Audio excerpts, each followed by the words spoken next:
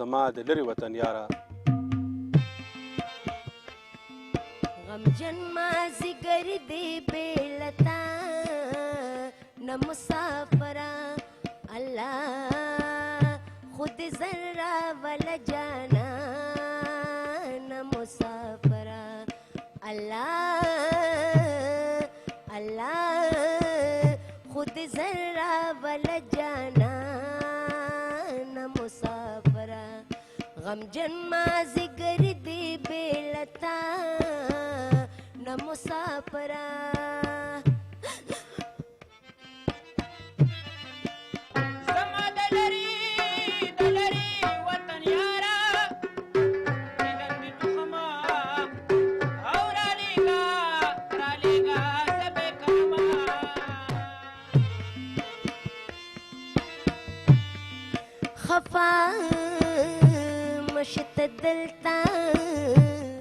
السلام علیکم. د شمشاد نړیوال ټلویزیون مینوالو، زه نزار یوسفزی ستاسو د خوښې په خپرونه کې چې نوم یې دی زما د لرې وطن یاره، په دې کې تاسو ته سلامونه او نیکې پیرزونې وړاندې کوو. څنګه چې تاسو ته پته ده ګرانو مینوالو چې په دې خپرونه کې موږ په متحده عرب اماراتو کې چې کوم په لکونو پښتانه میشتري د هغوی د ژوند ځینې اړخونه او ځینې رنګونه تاسو له راړو. دا ګورو چې دوی په اوزګار وخت کې چې کله فارغه وي د دوی څه هلې ځلې وي د خپل وطن په حواله د خپلې خاورې په حواله زموږ پښتون قام ته چې نن کومې مسلې کومې ستونزې راپېښې دي په هغې څه نظر لري. دلته چې کوم شاعران دي کوم ادیبان دي د هغوی په دې ټولو خبرو باندې څه نظر دی. دا خلک در کومه ده پورې د خپل ژوند نه مطمئن دي، د خپل مستقبل نه څومره پورې مطمئن دي، د خپل راتلونکي نسل متعلق څه سوچ کوي، د خپل سباون په حواله څه سوچ کوي. موږ کوشش کوو چې په متحده عرب اماراتو کې کم ځای کې هم چته چته پښتانه دي موږ ورپسې ګرځو، د هغوی د ژوند ځینې اړخونه او ځینې رنګونه چې کوم دی دا تاسو له راړو. نو زموږ د نننۍ خپرونه موږ په شارجه کې دلته کې د ملګرو دا پروګرام را جوړ کړی دی. زموږ او ستاسو لپاره د ټنګ ټکور تابیا هم کړې ده، ډېرې خوږې خوږې نغمې به د فنکارانو نه اورو، شاعران هم پکې ناست دي، د هغوی کلامونه به هم اورو. نو زه د خپلې نننۍ ورځې پروګرام شروع کوم. ما سره دلته کې په خوا کې یو مشر ناست دی، ده سره خبرې کوو. ستړي مشر په خیر راغلی. خیر اوسې، الله دې وبخښي. ساله والدی خیریت دی الحمدلله. څومره وخت مو شو دلته راغلی؟ زه چې 1980 نه اماراتو کې یم، تقریبا 32 سال زما وشو. 32 کاله مو دلته وشو. نو دا 32 کاله مخکې چې به خلک دلته د متحده عرب اماراتو ته راتلل نو ډېر په خوارو زارو به راتلل، مرګ سره به یې ډغرې والې او خو راتلل ډېر ګران و. تاسو څنګه راغلي وئ؟ بلکل جی هغه وخت سره خلکو په لانچونو کې او مرګ سره به ډغرې والې په اوبو او په لانجو به راتېرېدل. خو د خدای پاک فضل و زما دلته یو خوری و، هغه ما له ویزه کړې وه، او چې څنګه دا ویزه وشوه نو هغه دلته اکسیډنټ وکړو، وفات شو، الله دې ته بخښنه وکړي. د هغې نه پس ډېرې ستړې وې، د کارونو مسلې وې او قسمه قسم مشکلات وو. اوس خو الحمدلله ډېر ښه وخت دی او ډېر ښه ټایم دی. پخوا څه مخصوص کسان وو او دا حالات هم داسې نو لکه نن چې دي. نن خو ډېر بدلون راغی او په دې کشر کول باندې خاص کر د الله ډېر لوی احسان او فضل دی. لکه نن کې یو سړی د خپل ملک پاکستان نه راپاسي، د یو کور نه راوالي بل کور ته راشي، او هغه مخکې چې مونږ کله راغلي هغه داسې حالات نه وو. څه خاص خپل کسان وو چې یو بل به دغه کوو. خو د پښتنو یووالی، د پښتنو مینه دا به منم او ټول خلک یې قایل دي چې پښتنو کې مینه شته یو بل سره. څنګه چې ستاسو د شمشاد د ټي وي په دغه باندې دا خلک پښتانه راجمع کوي او د پښتو ژوندی هم کړه تاسو د دې چینلو په دغه باندې لکه شمشاد ټي وي شو، نو په دې پښتنو کې نور هم مینه پیدا کېږي او چې څنګه دوی ملاوېږي یو بل سره دغه کېږي، دوی به نور د یو بل مددونه کوي. تاسو چې خو د خپل ژوند هغه ډېر ښه دور چې کوم دی هغه ډېر شیرین وخت هم دلته کې تېر کړی دی، نو نن چې خپل هغه ژوند ته په شا وګورئ چې دا خو 22 کاله تا وایي چې ما مسافري کړې ده، چې په شا نه نه ګورو نو ځان ته نن په ګټه کې ښکاري که تاوان کې ښکاري؟ نو د خدای فضل دی، ګټه هم کړې ده او تر خپله وسه پورې چې څه د وسه شوي دي که خپلو سره یا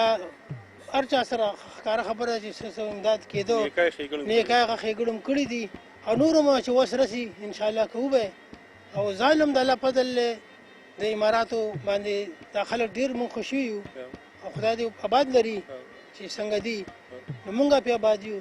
او په دې ملک باندې زموږ خلک ډېر خوښ وو. تاسو ډېره مننه، ډېره مهرباني دلته کې راغلئ. موږ سره یو بل مشر هم ناست دی، هغه سره خبرې اترې کوو ګورو چې د هغه د ژوند سړکونه راولټو د هغه په زړه کې چې د کلونو د مودو هغه ښخې خبرې دي هغه را برسېره کړو. ستړي مه شئ. څنګه حال دي؟ خیر دی. ستاسو نوم؟ زما نوم حضرت محمد دی خو په منشي مشهور یم. منشي. نو د منشي سره خو ماته یو ډېره زړه یادونه را تازه شو. پخوا به ګلنار بیګم د پېښور ریډیو نه یو سندره غږېده چې و منشي زما لالي ته ولیکه چټای هسته مې زه ورته چې راشي په چوټای. دا منشي تا ته چېرته کې دا چې خلکو د مینې محبت خطونه خو نه لیکي چې پیل منشي و. نو بس هغه وخت کې خو نور څه هم نه خو دغه خطونه لیکلي وو دغه کیسې ډکولو نو په هغه باندې مشهور وو. تاسو څومره وخت وشو دلته قیمه راځي؟ ما چې 10 کاله وشو. 10 کاله وشو. نو په دې 10 کاله کې څه بدلون په دې متحده عرب اماراتو کې ولیدل چې تاسو چې پخوا راغلي وو دا څنګه اوس څنګه راته ښکاري؟ ډېر بدلون خو پکې ډېر ولیدو. کم ټایم چې موږ راغلو نو په هغه ټایم کې خو په یو سړي د یخې اوبه هم نه میلاوېدې چا به کار کوم. او بدلون خو کافي ټوله دوبۍ بدل شوه ټول ملک سره بدل شو. هغه وخت کې خو هېڅ هم نه چې 10 کاله مخکې موږ سره راغلي اوس هر څه ډېر دي. نو منشي کاکا پښتنو د خدای ډېر غني وطن ورکړی د جنت په شان تک شین دریابونه دي پکې لا سیندونه دي غرونه دي پکې لا ځنګلونه دي پکې لا د الله تعالی هر یو نعمت زموږ په وطن کې شته او داسې مټور قوم هم دی موږ سره چې مطلب دا دا پردي وطنونه آباد کړه دلته چې دا څومره ودانۍ دا بلډینګونه تاسو وینئ دا څومره شنه ډکي وینئ هر یو شین ډکي ته پښتون آباد کړي دي. نو موږ نشو کولی چې خپل پښتون وطن دغسې آباد کړو لکه څه تاسو په نظر کې څه دي چې لکه ولې لکه موږ خپل وطن په موږ کې هېڅ کمی هم نشته دی. موږ پښتنو کې چې دا پردی ملک آبادو خپل ملک موږ آبادولی شو. خو بس زموږ صرف کمی دا دی چې موږ خپل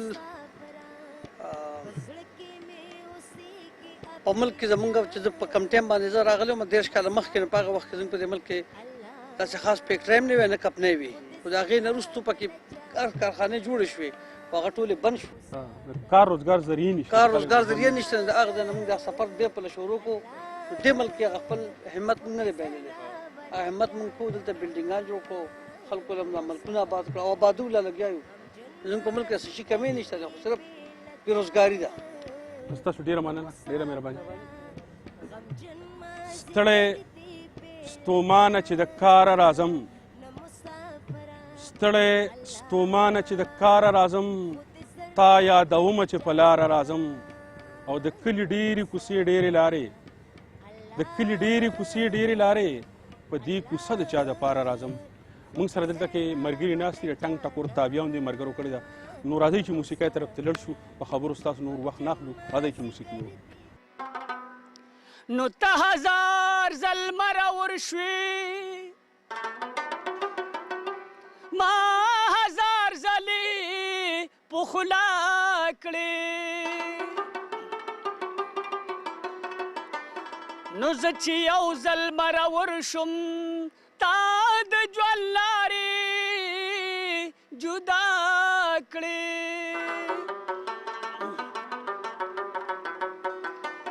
نو ښکلو نور په څه کمزوری شوی یم له غونتې په زړه کمزوری شوی یم نو دا چې نه رقیبه او نه جانان لرمه پوه شومه چې ښه کمزوری شوی یم نو د سترګو جنګ کې تا ګټلې ده دغه جنګ کې زه کمزوری شوی یم نو نور خو زه په هر چا زورور یمه او بس خو په هغه کمزوری شوی یم نو دا خو عبیده دا خو ښه ښکاره جاره خبره ده سپین مې شو ویښته کمزوری شه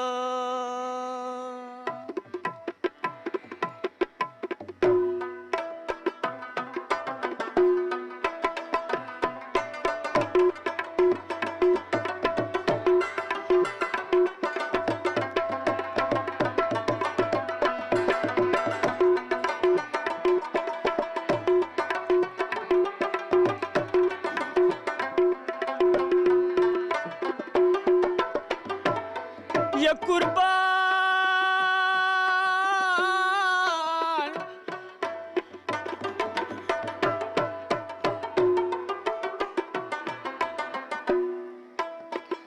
زما دلری دولری وطن یارا زما دلری وطن یارا دیدن دبا سر شامل کچرا زنا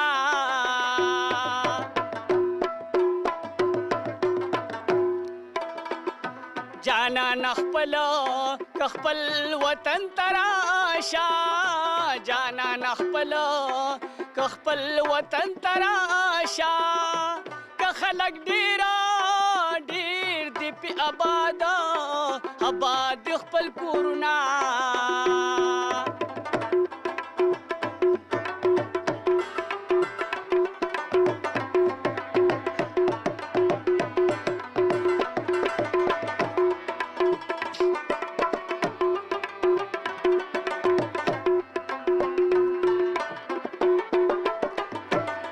یا قربان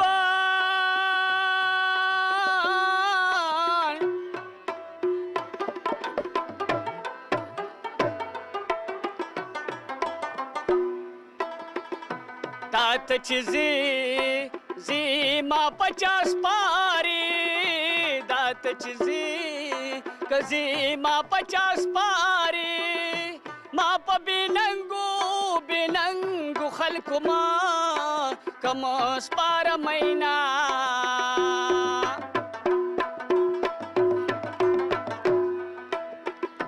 که مجبوری می نوی خلکا که مجبوری می نوی خلکا دا ثوابه نبا دوبه تنراتما عجیب خلق د دسترګو نه خوبونه یوسي عجیب خلق د دسترګو نه خوبونه یوسي کلی زمون کلی تراشي زمین زړونه یوسي کلی زمون کلی تراشي زمین زړونه یوسي عجیب خلق د دسترګو نه خوبونه یوسي عجیب خلق د دسترګو نه خوبونه یوسي کلی زمون کلی تراشي زمین زړونه یوسي کلی زمون کلی تراشي زمین زړونه یوسي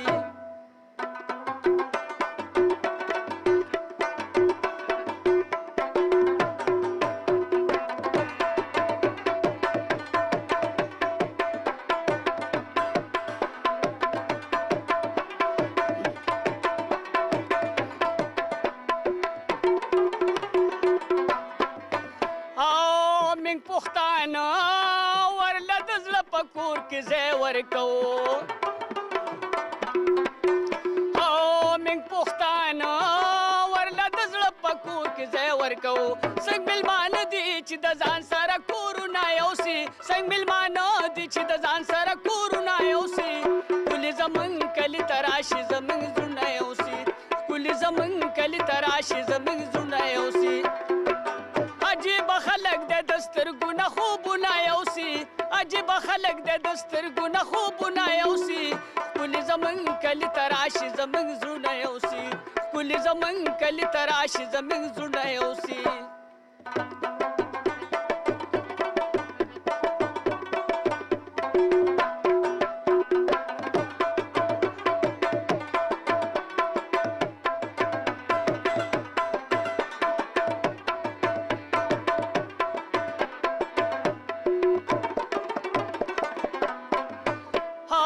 خدای ګودي خپل ساده زړګي ته حیران شوی اما خدای ګودي خپل ساده زړګي ته حیران شوی اما زما یوه خبر نورستا پندونه یوسي زما یوه خبر نورستا پندونه یوسي کلی زمون کلی تراشي زمون زړونه یوسي کلی زمون کلی تراشي زمون زړونه یوسي عجیب خلق د دسترګو نه خوبونه یوسي عجیب خلق د دسترګو نه خوبونه یوسي کلی زمون کلی تراشي زمون زړونه یوسي کلی زمون کلی تراشي زمون زړونه یوسي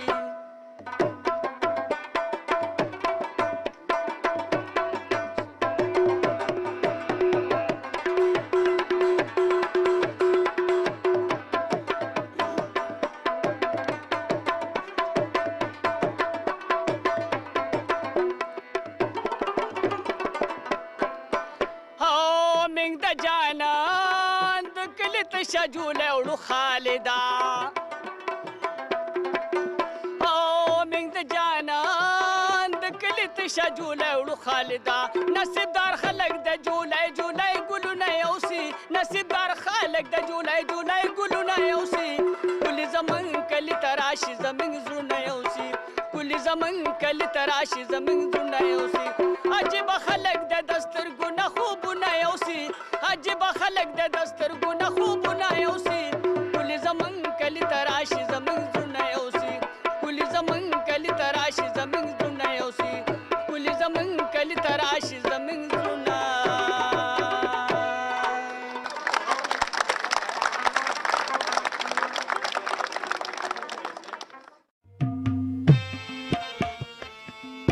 غمجن مازیګر دی بیلتا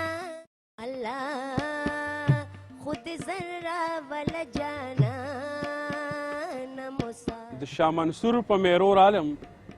ستا د یارۍ شال ګجو خان بابا له وړمه ډېر ښه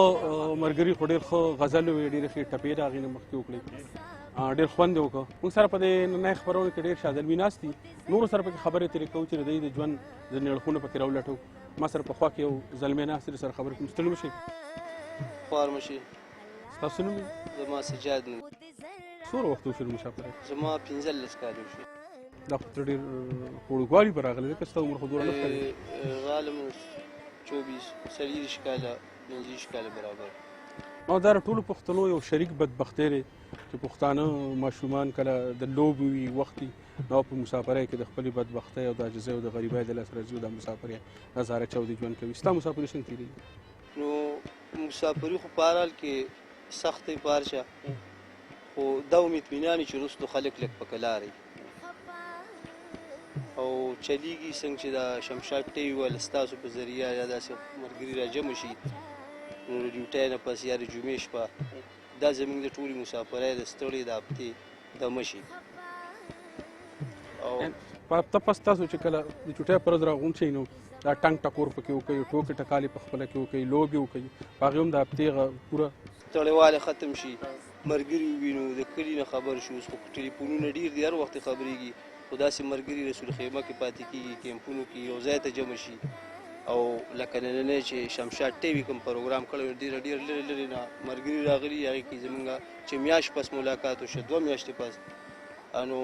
داسې راجمع شي یو بل نه خبر شي نو دا مسافري په دې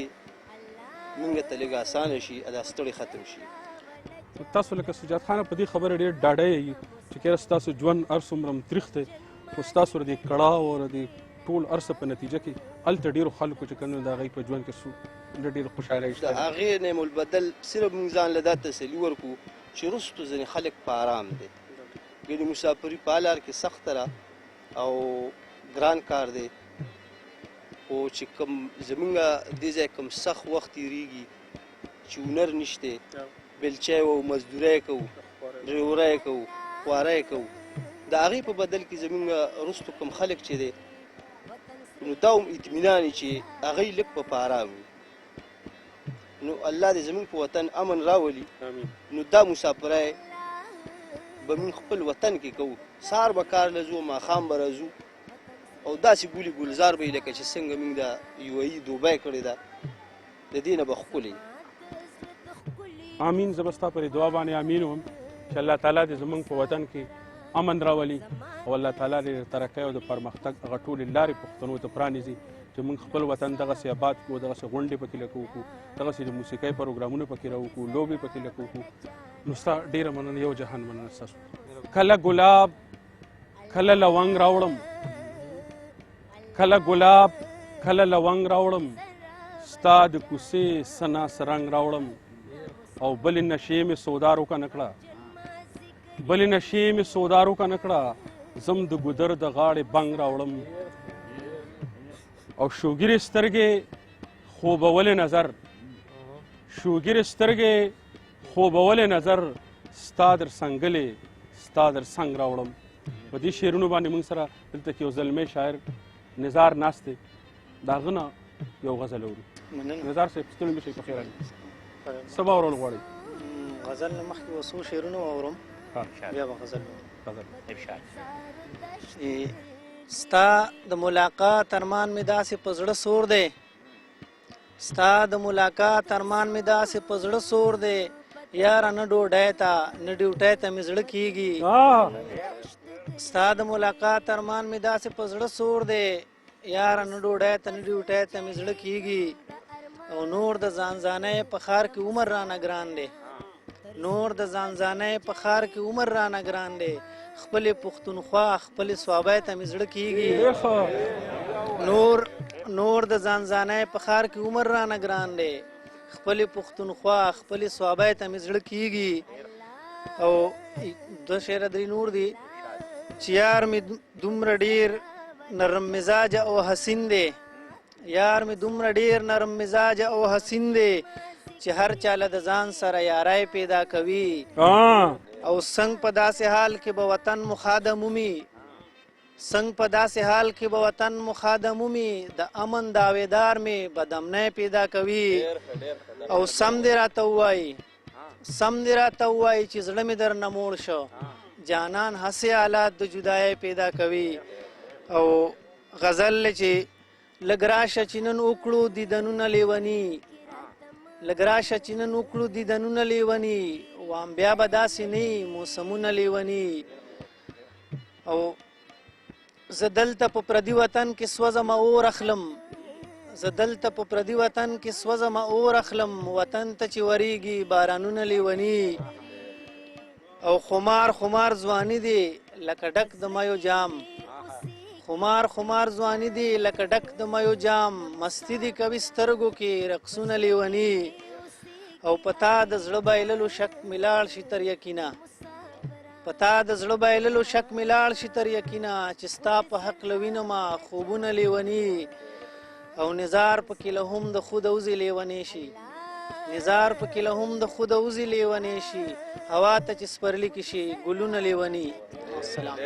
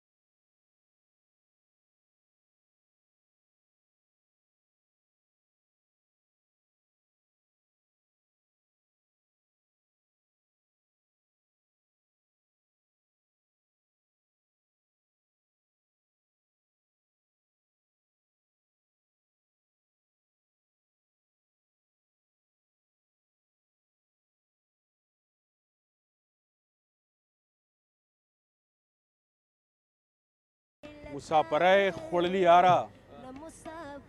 مسافرای خوړلی یاره قربان دې د خیرونو جامو شم.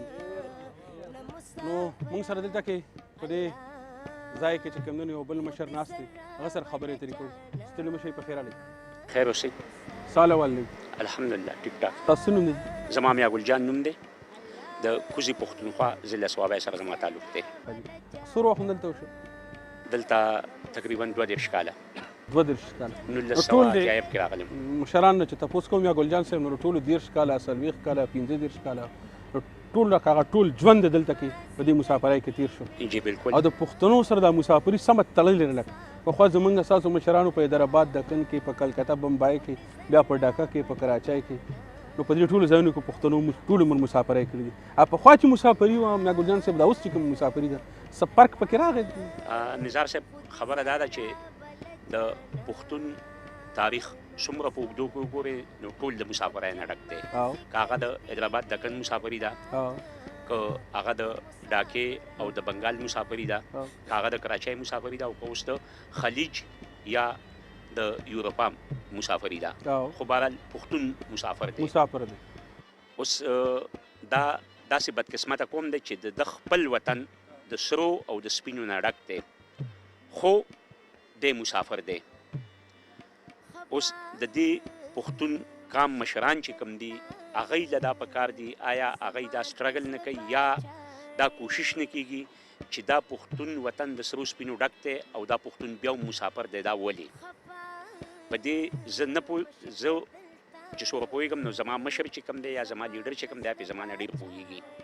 خو باید داسې ولې ده. او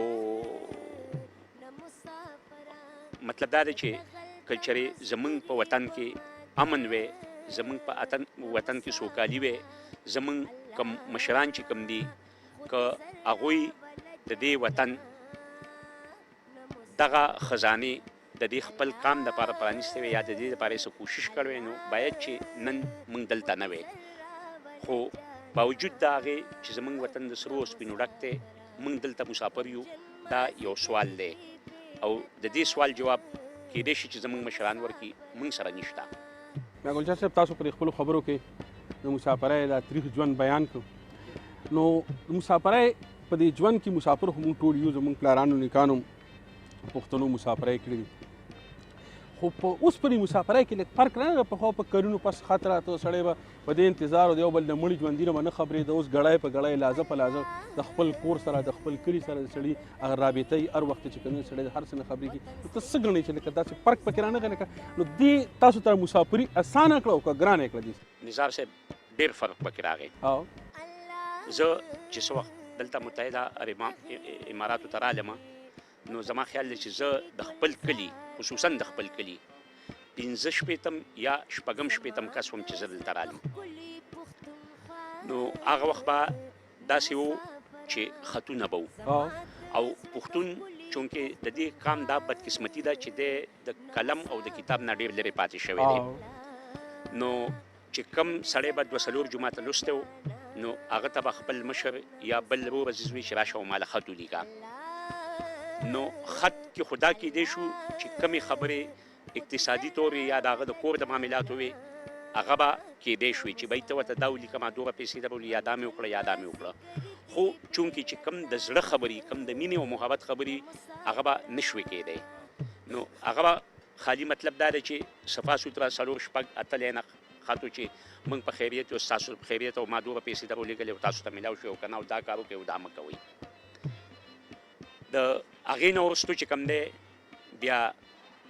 جاپان چې کوم دی نو ټیپ او کیسټ ایجاد کو، کیسټ رالو. په کیسټ باندې بیا خصوصا انپړو پښتنو ته ډېره اسانه شوه چې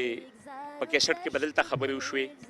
هغه به لاړې د کور بنیانو به واورېدې او کور کې به خبرې وشوې هغه به رالې او دلته به ټول به کېناسته. زمونږ یو ملګری و چونکې نزار صاحب تاسو ته دا یاد وي چې زه دلته د ادبي خلکو سره هم لږ نږدې پاتې شوی یم. نو هغه وخت هغه د پښتنو په لهجه کې یو دغه جوړ کړی و چې د خطونو رواج رک شه اوس کیسټ یې ځي راځي د یار د خولې خبرې پکې پټې ځي راځي. پښتنو ته چې کوم دی لغوندې راحت میلاو شو د خپل هغه د زړه خبرې خپلې کور ودانې ته یا خپلې ملګرې ته لږ په ښه انداز کې وکړی شوه او د هغې نه وروستو اوس خو خصوصا ژوند ډېر اسان شو چې هغې نه وروستو بیا د لینډ ټلیفون راغی دلته هم رالو په وطن کې هم رالو اگر چې ګران و خو بهرحال چې چا به مینه لرله چا به مطلب دا دی دغه کو نو هغه د میاشتې به 100 درهمه چې کوم دی په هغې باندې قربانول او ټلیفون به یې کوو اوس خو چونکې موبایل شو او انټرنیټ شو نو زما خیال دی چې هر سړی سهار پاسي نو اول هغه خپل غوږ خواږه کړي د هغې نه پس چې کوم دی نو کار له ځي نو چې غوږ خواږه شي نو په هغه بیا ورځ هم ښه تېرېږي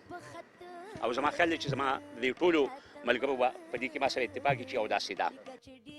بیا صاحب ډېره مننه ستاسو د درنو خوږو خبرو ډېره مننه جی ډېره مننه او په اخر کې زه د شمشاد ټي وي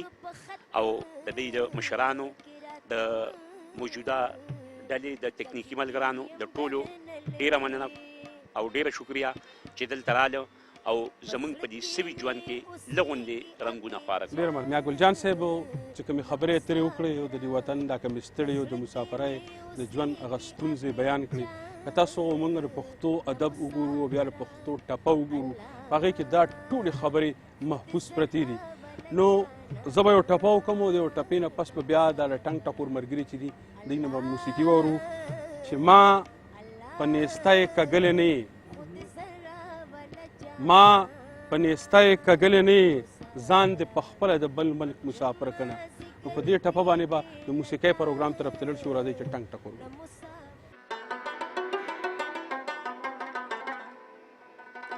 کدی د سمې که د غره ښکلي دي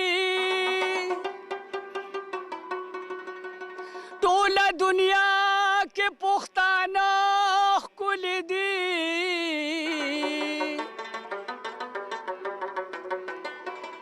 وطن ته راشه مسافر آشنا دلته هوا دلته اوبه ښکلي دي یاره رښتیا را باندې سلا وایي دا پسرلي تا نه پسه ښکلي دي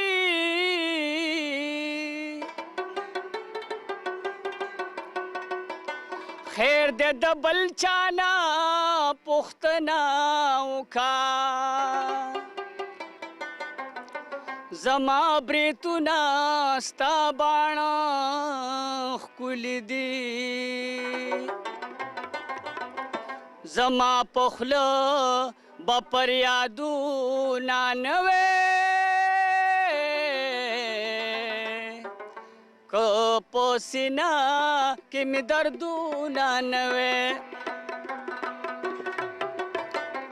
زما په خوله به پر یادونه نه وې که په سینه کې مې دردونه نه وې که په سینه کې مې دردونه نه وې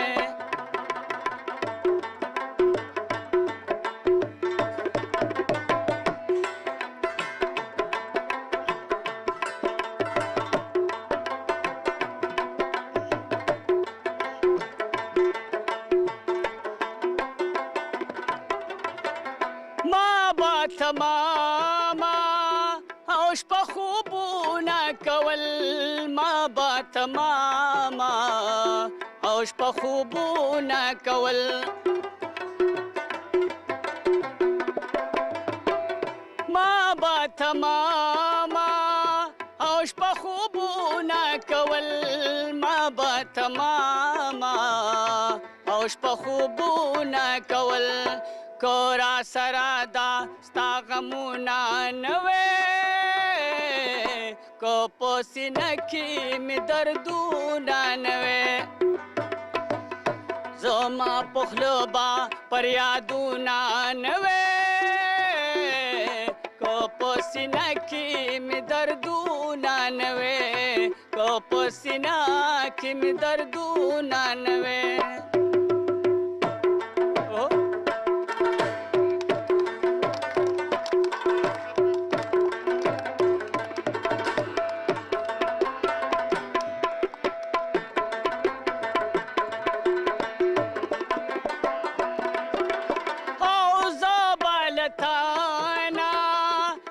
جدا څنګه وما زه لتانا او جدا څنګه وما او زه لتانا او جدا څنګه وما زه لتانا او جدا څنګه وما کو د رکب په کلاسونه نوې کو په سینه کې مې دردونه نوې زما په خوله به پر یادونه نوې کو په سینه کې مې دردونه نوې کو په سینه کې مې دردونه نوې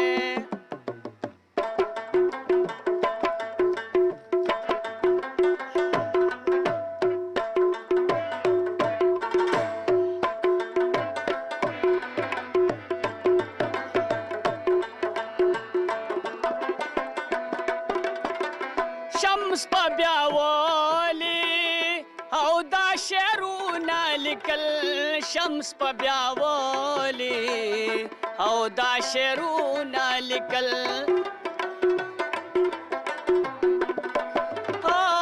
شمس په بیا والی او دا شعرونه لیکل شمس په بیا والی او دا شعرونه لیکل کو پکستا خوا گیا دونا نوے کو پسینہ کی میں دردونا نوے زما پخلو با پریادونا نوے کو پسینہ کی میں دردونا نوے کو پسینہ کی میں دردونا نوے کو پسینہ کی میں دردونا نوے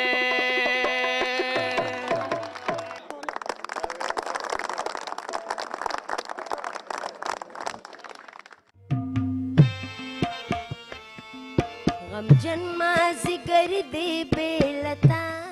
الله خود ذرا ول جانا ډېر خوندور غزل یې ملګري وي ډېر خوند یې وکړو د موسیقار طرف نه یو ځل بیا چې کوم دی خبرو اترو طرف ته راځو د اوسن په نشه کې لیونی مخې له راغی د اوسن په نشه کې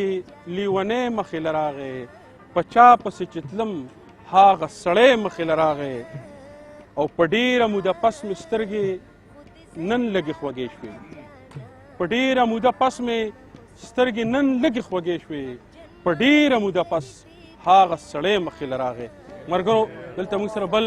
یو زلمی ناست دی ګورو چې دی څه خبرې ترې موږ سره کوي ستړي مه شئ په خیر علیکم سهله والد خیر خیر څه نوم دی ستاسو زما جی خالق داد نوم دی او د دروبۍ اوسېدونکی یم او د ټول نه لومبی خو زه د شمشاد ټي وي ډېر مشکور ممنون یم چې هغوی داسې قسم پروګرامونه چې کوم دی زمونږ د مسافرو دپاره ارینج کوي ستا په شان چې کوم دا تعلیم یافته پښتانه زلمي دي او د خپل وطن نه لرې د مسافرۍ دا ژوند کوي نو څنګه ممکنه نه ده چې دوی لکه دا ډېر تیز ژوند راغلی دی انټرنیټ دی کمپیوټر زلمي څخه شته څنګه کولی شي چې د خپل کلتور د پرمختګ دپاره د خپلې ژبې د ودې لپاره کار وکړي نو دلته چې کوم زلمي دی دوی چې کوم رول دی دلته چې کوم کار کوي ته ترې مطمئن یې په خپله چې که دوی دا کار مثبت دی ادار صاحب ډېر ښکلی سوال وکړو او زه خو بلکل نیم مطمئنه زه وایم چې یاره چې کوم کردار مونږ له ادا کول پکار دی خپل پښتو ژبې دپاره خپل کلتور دپاره نو هغه ته مونږ پوره وخت نه ورکوو نه یې پوره په صحیح معنو سره ادا کوو د مسافرو کې اوس لکه داسې ډېر خلکان راغلل چې ډېر تعلیم یافته دي ډېر ایجوکیشن لري او ډېر پوهان خلک راغی خو زه مطمئنه په دی نه په دې نه یم چې لکه مونږ له څه پکار دي کم څه کم د تعلیم یافته هلکانو له نو هغوی خپل کردار په صحیح معنو سره نه ادا کوي ډېرې ښکلې خبرې ستاسو وکړې ډېره مننه یو جهان ستاسو ما ویزم دیوې په مخه دې رڼا شه ما ویزم دیوې په مخه دې رڼا شه د بوتکي په سوري دغه سوال جواب شو او زه په خپله هم روړیا کوړیا شوم یاره زه په خپله هم روړیا کوړیا شوم یاره نه ستا سڼو له ګلاب نه انقلاب شوم. موږ سره یو زلمی شاعر چې کوم دی یو زلمی شاعر انتظار یوسفزی ناست دی ګورو چې هغه موږ ته څه وایي. انتظار صاحب ستړي مه شئ په خیر علیکم. دا یو کتره ارشاد پښتانه یادونه چې د خپل پښتون وطن یاد را په زړه شي چې د خپل پښتون وطن یاد را په زړه شي د پردي وطن کوڅو کې په ژړا شم. د پښتون وطن یادونه پښتانه دي د پښتون وطن یادونه پښتانه دي ځکه زه ورته پښتو کې په ژړا شم. او بل یو دوه شعرونه دي. دا ګل ګل بدن زلمی دا ګل ګل بدن زلمی ټول مسافرای کوي نشته په وطن زلمی ټول مسافرای کوي پیغلې په مثال لکه د کونډو زندگی کوي پیغلې په مثال لکه د کونډو زندگی کوي ځکه چې د نن زلمی ټول مسافرای کوي. او دا بله یو کتره چې د خپل خایس پروي د خپل غرور به یې راکړې وه د خپل خایس پروي د خپل غرور به یې راکړې وه جانان کې که وفا وی نو ضرور به یې راکړې وه دومره سوال منت که مې باچا ته چرې کړی نو دومره سوال منت که مې باچا ته چرې کړی نو مینه یې خو لا مینه ده چې لور به یې راکړې وه.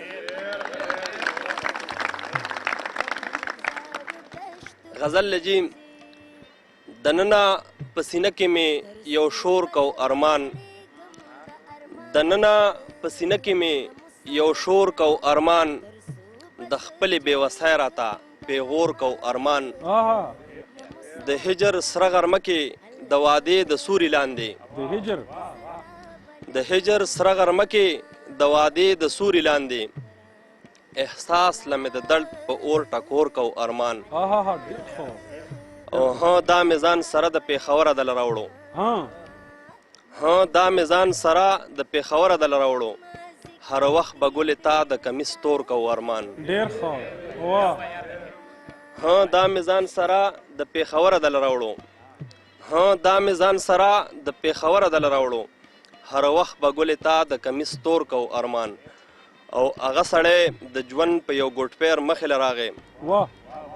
هغه سړی د ژوند په یو ګوټ پیر مخې له راغی د چا چې د لیدو مې د انځور کو ارمان ډېر ښه او دا ستا د ښایست عمر که ډېر لږ نه و نو یاره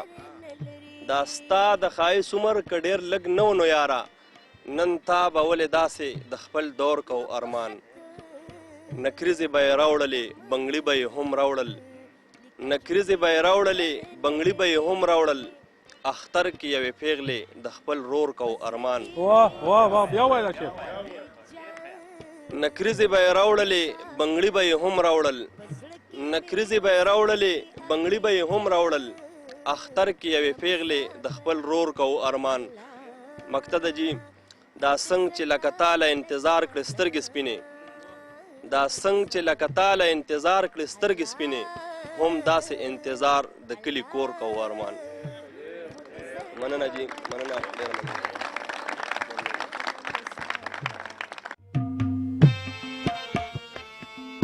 غمجن مازیګر دی بیلتا الله خود ذره ولا جانا نمصاب. ډېر ښه انتظار صاحب ډېره مننه ستاسو. ما ته هم دا بیت صاحب یو دوه شعر رعایت کړل چې پښتانه چرې کلار نشو د یو بل د مرګه پښتانه چرې کلار نشو د یو بل د مرګه که خویندو میندو ورته ډېرې لوپټې ونیسي او سینګار دې نه کوي سپرلي ته لامودې پرتې دي سینګار دې نه کوي سپرلي ته لامودې پرتې دي ښکلو مخونو ته بې وخته آینې ونیوي. نو په دې شعرونو باندې د عابد صاحب موږ څخه دلته کې یو زلمی دی شوق کې راغلی دی وایي زه تاسو ته سندره وم راځئ چې د شوق پوره شي موږ ته سندره په دغه مینا مې د زړه چرې باور نه راځي په دغه مینا مې د زړه چارې باور نه راځي هر ځل کلکه واده وکړې خو اکثر نه راځي هر ځل کلکه واده وکړې خو اکثر نه راځي په دغه مینا مې د زړه چارې باور نه راځي په دغه مینا مې د زړه چارې باور نه راځي هر ځل کلکه واده وکړې خو اکثر نه راځي هر ځل کلکه واده وکړې خو اکثر نه راځي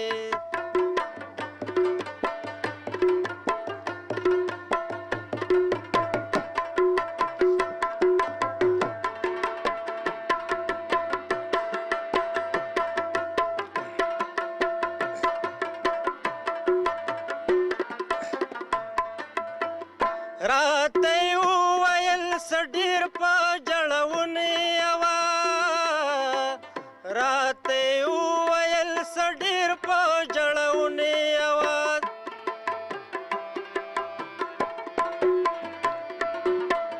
راته وویل څه ډېر په جړونې یوه راته وویل څه ډېر په جړونې یوه نکریزې مه راوړه دې کلي ته اختر نه راځي نکریزې مه راوړه دې کلي ته اختر نه راځي هر ځل کلکه واده وکړې خو اکثر نه راځي هر ځل کلکه واده وکړې خو اکثر نه راځي په دغه مینا مې د زړه چارې باور نه راځي په دغه مینا مې د زړه چارې باور نه راځي هر ځل کلکه واده وکړې خو اکثر نه راځي هر ځل کلکه واده وکړې خو اکثر نه راځي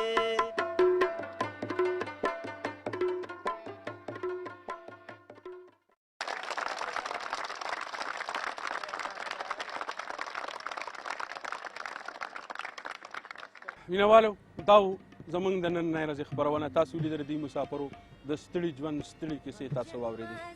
په آینده کې به موږ دا کوشش کوو چې په متحده عرب اماراتو نورو ښارونو ته هم چته چته چې پښتون دی د هغوی پورې ځان وررسوو د هغوی د ژوند رنګونه تاسو له راړو د شمشاد ټي وي په شیشه باندې تاسو وینئ تاسو موږ د خپل رایې نه د خط په ذریعه د ایمیل په ذریعه باندې خبروئ ستاسو رایې په هره حواله زموږ لپاره ډېر معتبر حیثیت لري ستاسو د رایو په نتیجه کې موږ خپل پروګرامونه جوړوو سینګاروو یقینا چې موږ به د خپل رایې نه خبروئ ستاسو او د دې راغلو ملګرو د دې ټولو فنکارانو چا چې دا نننی پروګرام را جوړ کړی دی د دې ملګرو د ټولو یو جهان مننه چې دا پروګرام یې زموږ لپاره را جوړ کړ په اخر کې زه نزار یوسفزی سره د خپلو ټولو ملګرو د تاسو نه اجازه غواړم په لوی او مهربانه خدای مو سپارم د الله په امان